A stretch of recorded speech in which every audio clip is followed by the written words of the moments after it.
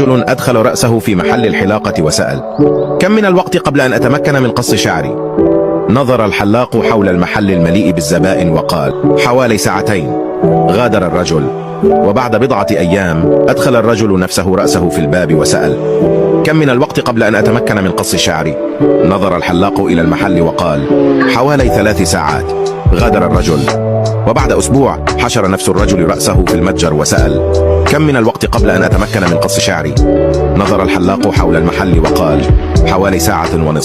غادر الرجل. التفت الحلاق إلى صديقه وقال: يا بو، اصنع لي معروفا، اتبعه وانظر إلى أين يذهب، فهو يظل يسأل كم من الوقت يجب أن ينتظر حتى يقص شعره، لكنه لا يعود أبدا. وبعد فترة قصيرة عاد بوب إلى المتجر وهو يضحك بشكل هستيري، فسأل الحلاق: إذن أين يذهب عندما يغادر؟ نظر بوب إلى الأعلى ومسح الدموع من عينيه وقال: